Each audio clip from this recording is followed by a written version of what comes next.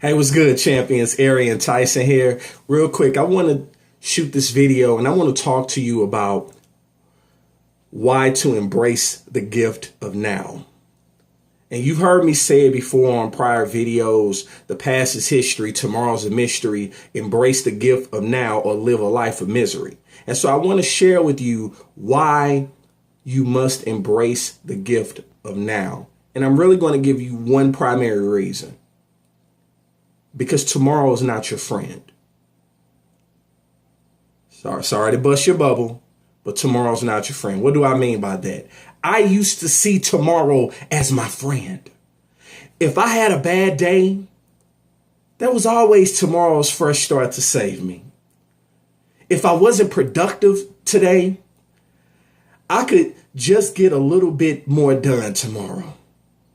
Whenever today wasn't perfect, tomorrow still had the possibility. Anything could happen tomorrow. But as time went on, I saw the red flags. I realized that tomorrow is like a friend who always stabs you in the back. But you don't notice because you assume a friend wouldn't do that to you.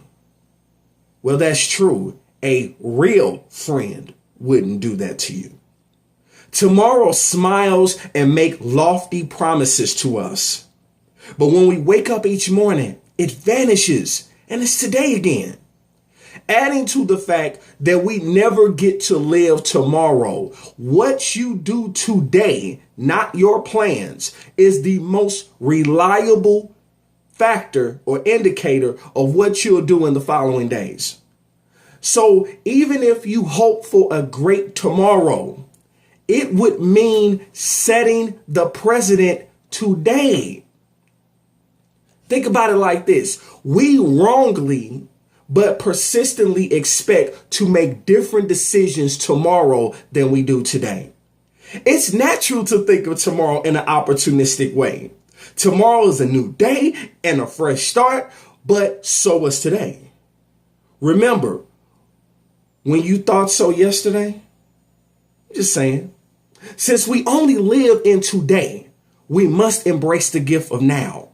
And it accurately predicts what we'll do later. Tomorrow is relatively worthless. And that's not all. Tomorrow's mere presence seems to lead us into poor decisions. Not only is it not your friend, tomorrow is actually your enemy. Think about it like this. I read a study that some researchers did recently at Yale University. And they gave the students the choice between eating fat-free yogurt and a Mrs. Fields cookie. And when the students were told that they would have the same options the following week, 83% of the people chose the cookie, with only 57% of the students who thought the snacks were a one-time opportunity. And the students showed the same pattern when the choice was between lowbrow and highbrow entertainment. I can be educated and enlightened next week. And between an immediate, smaller financial reward and a larger delayed financial reward. I need the cash now, but next week I'll wait for the bigger payoff. In fact, 67% of those students who were told that they had the same choice the following week predicted they would choose the more virtuous option. But when the experimenters actually brought them back to the lab for a second choice, only 36% of them made a different choice. Nevertheless, they felt much less guilt over that initial indulgent choice when they thought they could make it up later. 3 things I share with you from that study that I got. It shows the psychology of more opportunities later, of how more opportunities later impairs our present moment decisions. How often has the promise of later made you neglect a present opportunity? I'm guilty of it. And if you're real with yourself, you are too. And then also, the present moment is the only moment we will ever have. If we only have the present and thinking of the future devalues the present, then we need to stop thinking about the future. It's simple logic. We need to forget about tomorrow. Let's cancel it, not befriend it. For example, if you're dying of dehydration in the desert and you see an oasis in the distance, wouldn't you rather it be farther away?